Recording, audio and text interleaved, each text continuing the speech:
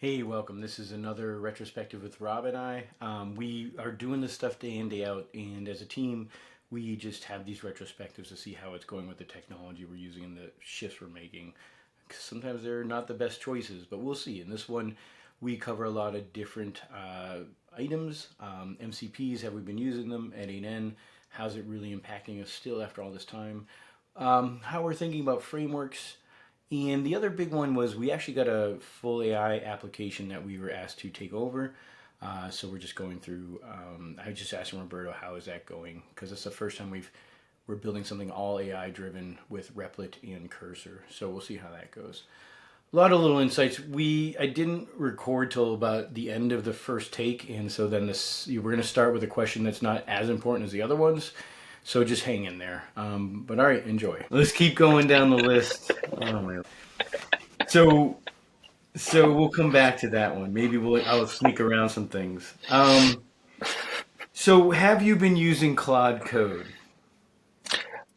I tried it, but I honestly just felt that it was great for my experiment, Mm-hmm. but not so great for my workflow. Yeah. Yeah. I know, huh? It is a different workflow. It is. I got stuck in it. I really like it, but then on one hand, it did get stuck, and it kind of cost me almost a day of work. Um, Yeah. yeah, I mean, none of this stuff is perfect. Claude, it's interesting. I'm trying to figure out why they went with that command line approach.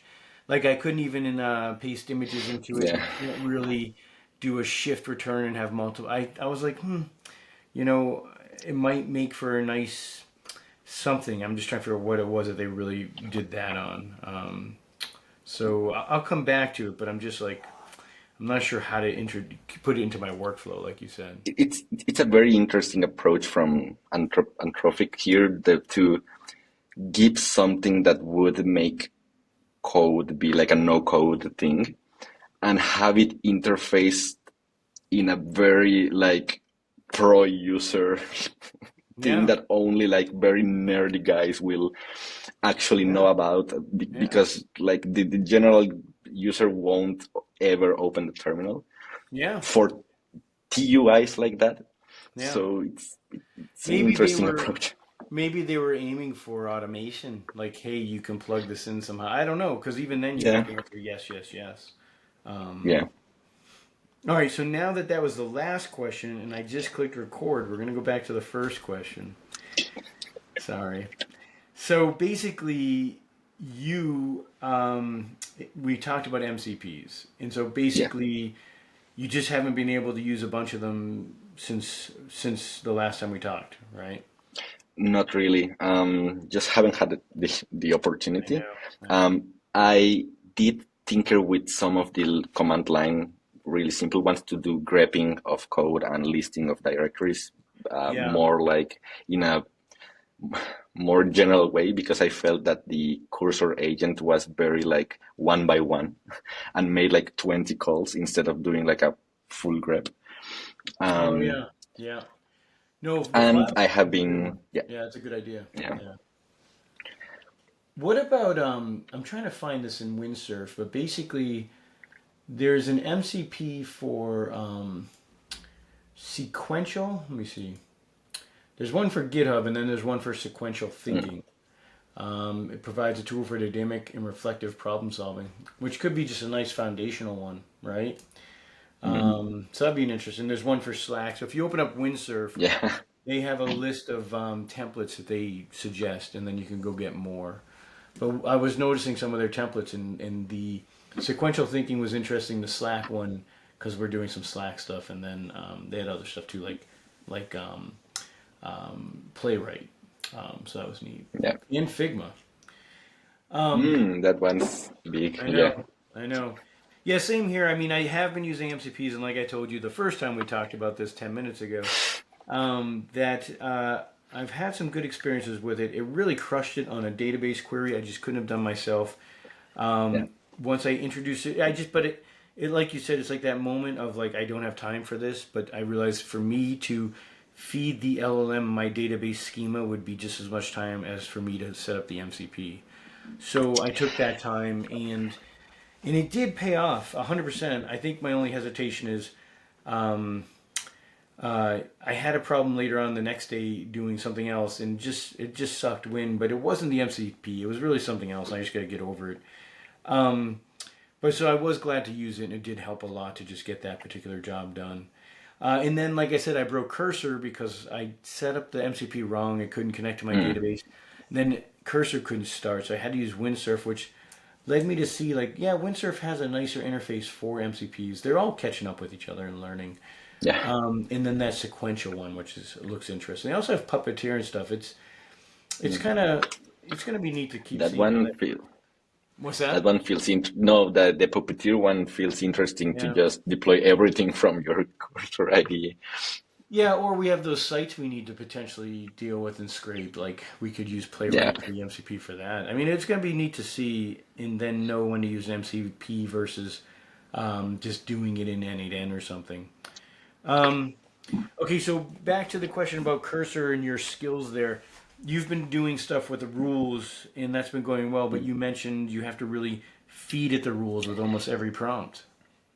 Yes, there's like the two kind of rules, like the general cursor rules file, which is like an automatic file that gets read every prompt in Uh, theory. yeah, But I have yeah, found that if you make the cursor rules file too long, then it just gets forgotten yeah, mid conversation. yeah, So one thing I have done is just like pass the cursor rules file in every prompt.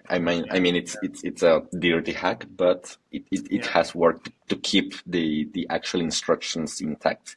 For yeah, example, one that I do is just like making it output every bit of context that we have gleaned about the current session in a specific dot cursor or whatever context file that I can just use to keep the yeah. like the LLM going. How do you Um, update that file? Do you keep it up to date? Usually what I have been doing is keeping like per feature context files. So I have like a feature A context and it Yeah, dumps everything from that's a nice feature A idea. there. Yeah, yeah, yeah, Yeah. So I keep my backup of yeah, not only like the LLM context, but for my own notes, like what did yeah. I do and Well, so yeah. you can have the AI produce these at the end of the whole adventure and be like, okay, now write this thing out for me. Yeah, that's a great one, and then save No, them. Yeah, exactly. And it's been yeah, great for not only like note taking and just remembering, but creating change logs or even like yeah, producing documentation for the customer. I yeah, often just grab the certain context file and I'm like, okay, this is the fixes that we did and this is how yeah, the feature works. Write something. And it's yeah. usually very like Are you down to using the new Cursor UI for separate like database rules and stuff? yes. I set up the like project-based rules. Yeah. And there's a site cursor.directory, I think, that you can drop your package JSON file there, and it generates like rules for every single Oh, framework that you are yeah. using. So you can generate multiple Wow. files there and give it more or less instructions. That's nice. That's nice. And now they have search for a rule or MCP server. Okay, that's a nice one. Yeah. Yeah, it's a very useful site. Yeah. And for example, I combined the rules generated for the all the projects, the composer JSON and package log. Yeah. And in my generic cursor rules, I adjusted some of the Laravel specific ones there that already include like things like use artisan commands. Yeah. Oh, that's interesting. Yeah, it's a good idea. Yeah. Um, so I mean, that could lead us once again into a topic. It actually does.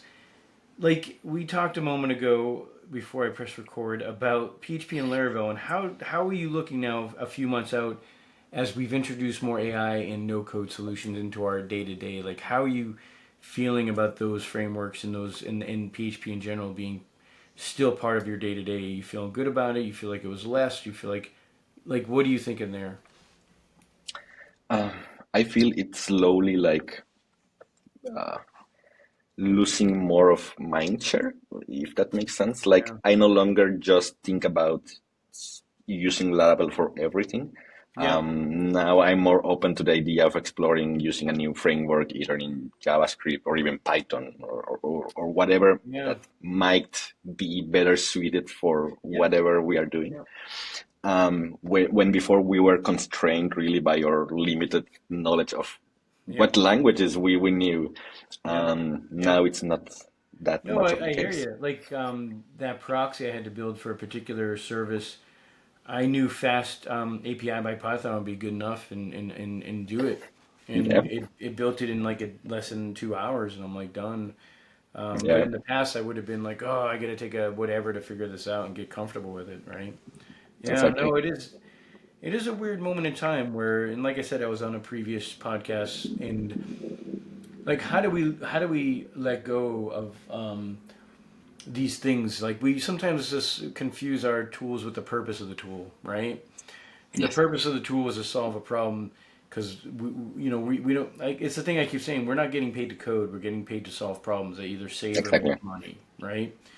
Yeah, So if you can find the right tool for the job instead of forcing a tool to be it because it's all you know, it's a big exactly. win.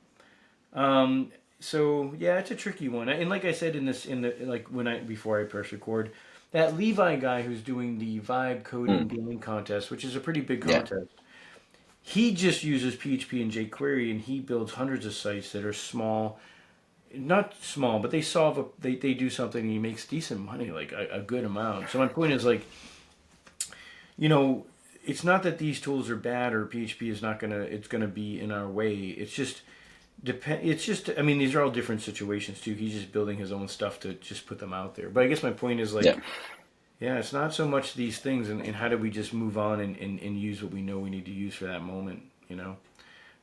yeah. Yeah. Right now, I feel we're still in like a shifting point where we still need to balance our own experience with PHP, Laravel, and Yeah. everything that we have done Yeah. with the new way of thinking and no Yeah. coding. And I feel our experience will help us more to like direct the AI rather than Yeah. be hands-on and write code. Yeah. So Yeah. so yeah, I feel even though I love Laravel and I have always loved being like a PHP developer for how flexible it is, Yeah.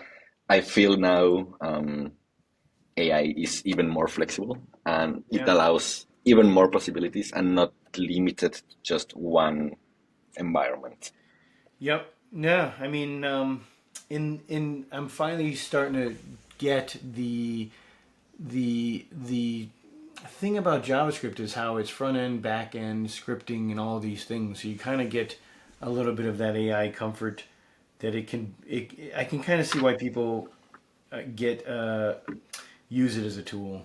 Because it is seeming it's. I don't care about context switching as much because we have AI and because I've done it forever because PHP Yeah, and Vue.js, but I also see why people like this kind of unified language moment too, when they can use one thing, even if it's Python for the front, for the back end, and Streamlit or whatever.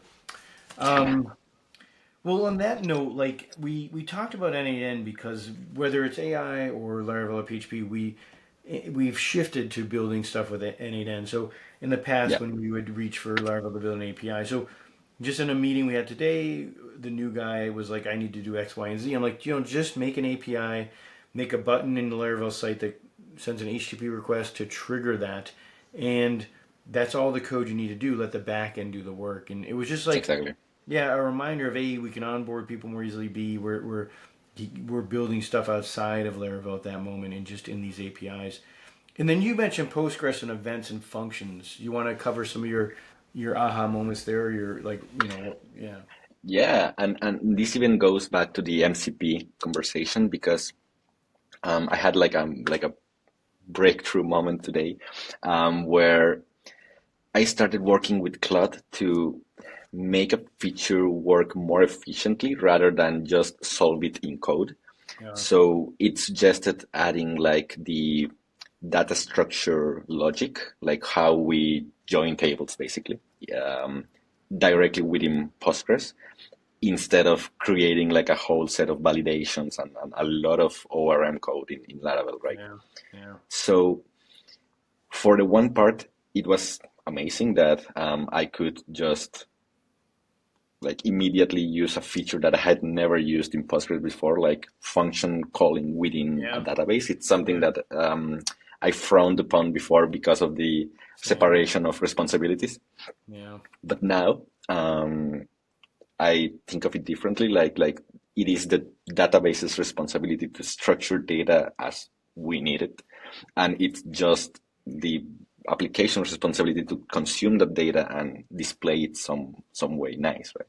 Yeah. So going back to the NCP moment, this is where I think spending time setting it up and learning would Yeah. have been more useful than what my approach today was, that Yeah. I know. I Yeah. I know. just kept like going back and forth, like Yeah. this is my data, copy paste, and this is the rows, copy paste, and this is the Yeah. schema, copy paste.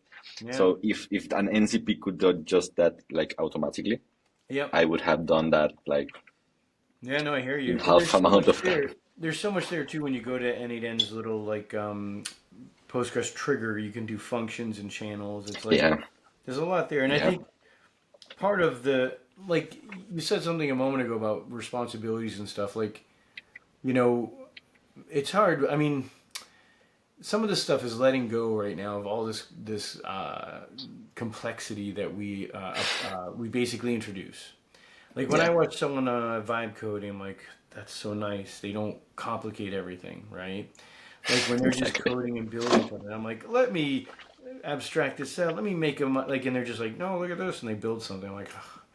And Yeah, I know it doesn't always work, and I know they have their issues there too because they can't easily deploy it or safely deploy it without then breaking it later on. But and I exactly. guess my point is like, I don't know, like when I think about Superbase and all it's showing me Postgres can do in how we can offload all our application stuff to it, whether it's WebSockets, events, storage, authentication, Yeah, in everything. Like, that we then used to have to kind of install this or install that or do this or do that. And even Laravel, I thought, oh, Laravel has all the batteries included. I'm like, no, it's still harder than Superbase. So now I can just put in yes, Superbase, let it drive a lot, and then outside of Superbase, I can have that N8n connecting to it. I can have the UI front end connecting to it. I can have another UI that's the admin area connecting to it. And so before long, yeah. I can have a lot of my logic being in that Superbase area, and it's nice. No, and even like what we talked before about creating APIs.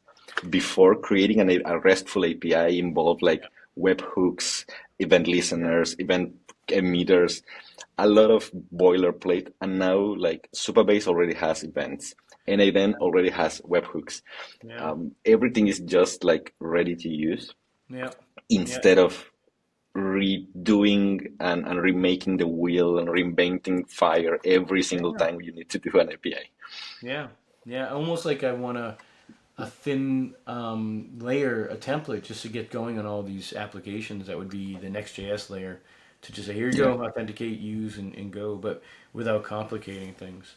Um, so yeah, I mean, so the whole past few months of using N8n, I think there or whatever no code solution, I think it's clear we've definitely have taken the right path there, and we've saved time, money, Oh, we've gotten more stuff done for customers, and we've been able to. I think you said it in the first shooting of this was like you have to jump into my code. I might do something different than you, so now you have to mm, pull together my thinking and then make that extra feature happen that the customer wants. Where now we can just go into this back end, we can see past execution, we can see nodes, we can bring it, we can more easily see what was going on and what we're doing and how we did exactly. it. It's Yeah. it's it's hard to again I think that again we got to remember these things are tools to get our job done. They're not the end in themselves, and so like we got to be willing to let go of whatever at any moment. Basically, I mean, Yeah. you know, who knows what's going to happen by the end of this year? Like it could just be agentic coding. It could just be us building agents that we rent out to people. Like who knows? Yeah. Um, So the next thing was our first quote was where we quoted an AI built app. The person gave us this app halfway built. My hesitation was it's AI. We've never quoted this. Also, when I took all of the meeting notes and put it into AI, it said, yeah, there's a lot of things here that he says is built, but then wasn't working or done. So we had to really surface all this. But Yeah. you've jumped in, you've been using Replit to build this in Cursor, and you feel like it's been going well, right? Yes, it was a rough start because of the way the project is coded, since it's all AI. Yeah. And this is the tricky part about AI still. Like we are in a very early stage, but all the code generated was thousands of lines long. So it just broke the context window. And it Yeah. was very hard to like get it to do things right because it duplicated code I all know. over the I place know. because Yeah. it didn't know that it was already coded up top, right? Yeah. So the initial challenge was precisely just getting it to understand the entire code base. Yeah. And I had to do a lot of like extracting and deduplicating. Yeah. Um, Yeah. that part wasn't really Yeah. complicated, it was boring. But now um, it's more uh, natural, I would say. It feels practically the same as working in Laravel. Yeah. Um, That's interesting. Yeah. so it's more of telling the AI what needs to be done and making sure that it's structured and well explained, I think. Yeah. It's like talking to a rubber duck. The except the rubber duck's doing the work. Um, Yeah. but here's two things to think about there. One is, you know, and I mentioned this before. Like, so first you're using potentially two AI systems. You're using Replit, and then you're pulling Cursor when you get stuck. So they Yeah. don't really know. They obviously Replit, the company, has prompts and strategies that then you pull up a Cursor and does it. So this is Yeah. where the MCP part would be like, okay, both of you, if Replit will do it, here's my MCP strategy for how I manage my files. Here's my MCP strategy for how I manage my folders and my migration. So that could maybe help keep one of them from putting a path-based file system and the other one from doing a route, Yeah. So that would be an interesting thing to keep pushing there. But the other thing was, and I told you about this earlier, but think about that app, and it might help you understand this thing I'm trying to get out of my head. If you had Superbase driving the authentication, the database, and everything, then you could have one GitHub repo that represents the admin interface of that application, smaller code base, you Yeah. know, and then you have another repo representing the particular user interface, right? So now you have three different users, or two, we'll say. You have the potentially, you have maybe three. You have potentially the anonymous user just coming to the site and looking Yeah. at things. You have the logged in user who needs to sell their service, and then you have the person buying the service. Yeah. And my point is, many times we build these applications, and very rarely do any of those things have anything to do with each other except the database and the authentication stuff, right? Yeah. So now imagine if you had four repos and manage the particular components in stuff in those right? So now you have Yeah. AI saying, I get this, I understand what this is about.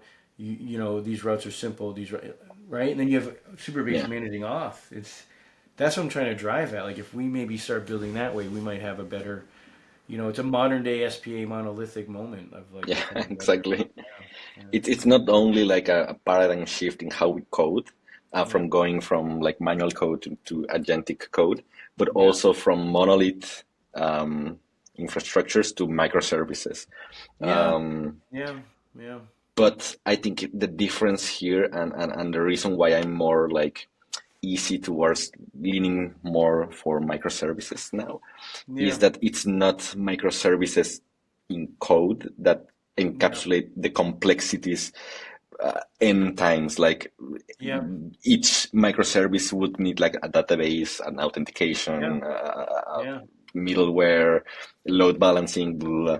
But considering the microservices as actual services, like a Supabase service, an yeah, N8n service, like yeah. whatever, I think Well, and that's even back to your point, I think it's kind of starting to make more sense to even me. And it was my idea is that like the microservice thing is always hard because you have this scattered sense of like everything, logging, everything.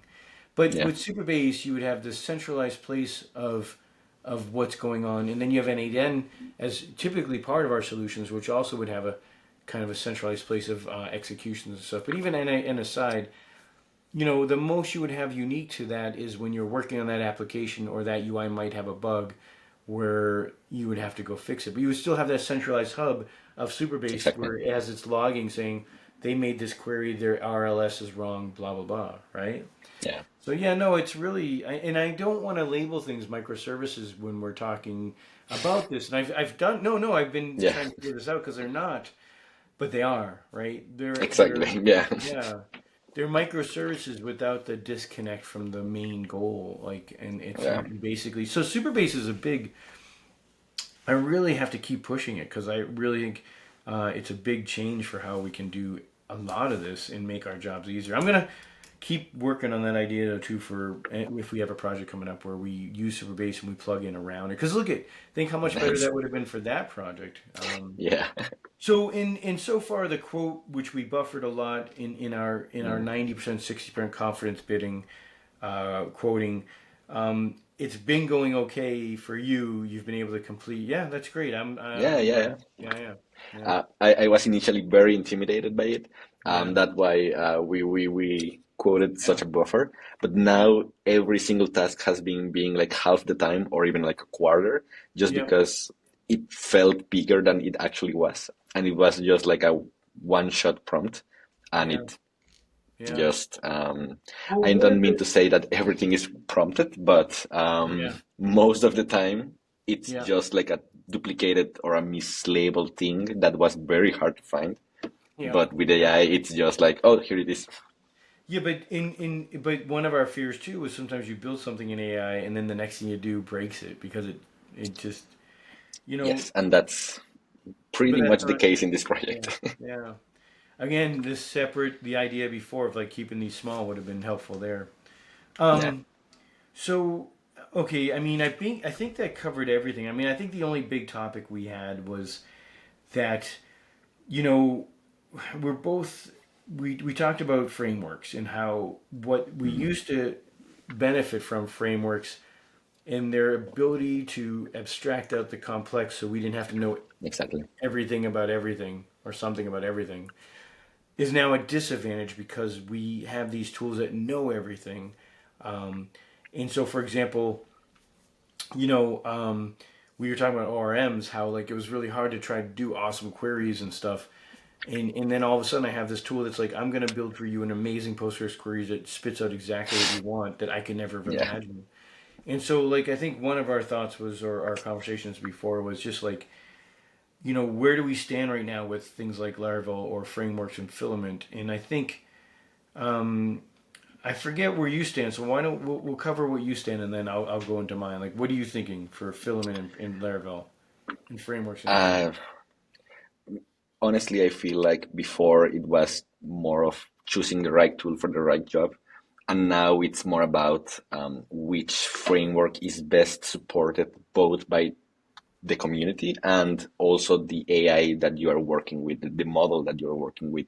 Because if you have a model that is very specifically trained on, let's say, Laravel, and it produces amazing Laravel code, like enough to be like part of the core Laravel code base, I would say that's a better approach rather than just sticking with what you know just because that's what you know. Because if the AI can already help you produce good code, then your role is more of a supervisor and making sure that Yeah, yeah, it's not doing like crazy stuff, right? But for the most part, like I would say 80% of the time, it's the AI yeah. generating That's a most of good the point. code and the remaining 20 right now, it's us like making sure Yeah. that it's Well, actually like, no, two things on that point though is to be fair, and we talked about this before. I don't know if it was before or after we recorded, but we never chose the right tool for the job because we either said it has to be Laravel or we can't do it exactly. because we knew it would take too much time to do it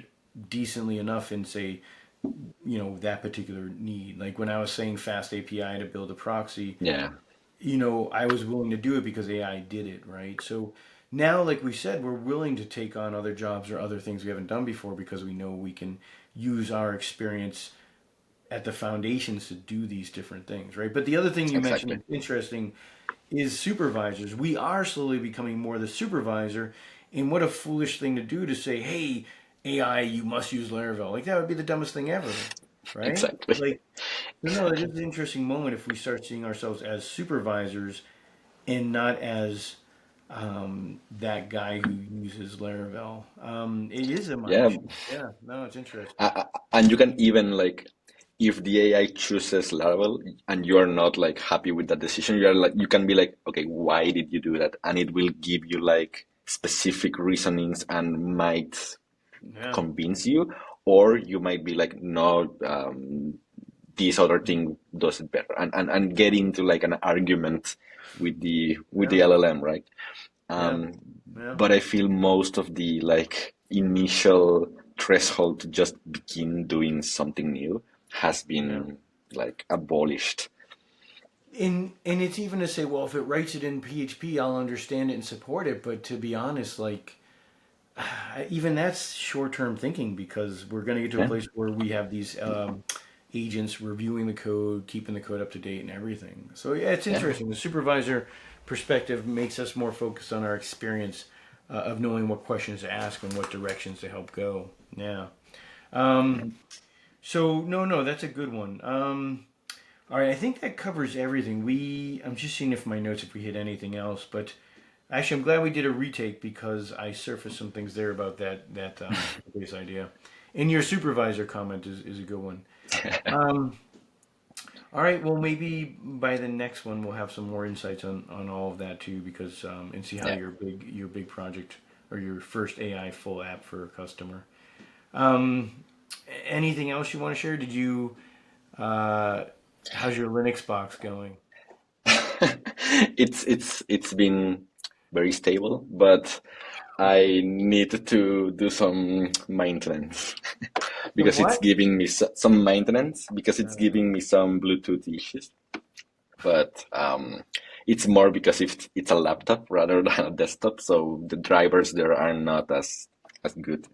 If Bluetooth Um, is your only issue with that, then that's complicated.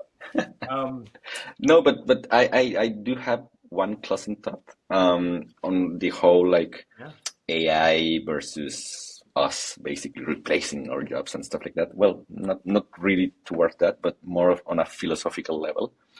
I feel we are leaving the transition that photographers lived like yeah, 20, 30 yeah, years ago, yeah, where before like an analog camera needed like professional training, very expensive equipment, a specialized room to even operate. yeah, And yeah, then like yeah, digital cameras were introduced. They were crappy, low resolution, they broke, yeah, they weren't reliable, but it democratized photography yeah, basically. So even kids could take crappy pictures. So even yeah, kids can buy code. And I feel it's just a matter of time before like AI coding becomes like very ubiquitous and refined, that the issues that we are seeing right now, that oh it hallucinated or duplicated code or yeah, dumb things like that, will be solved with just like a bigger context window, yeah, right? yeah, And yeah, in the end, like with everything, with all fields, like photography, before a professional would need like very expensive training to even produce like a good enough result.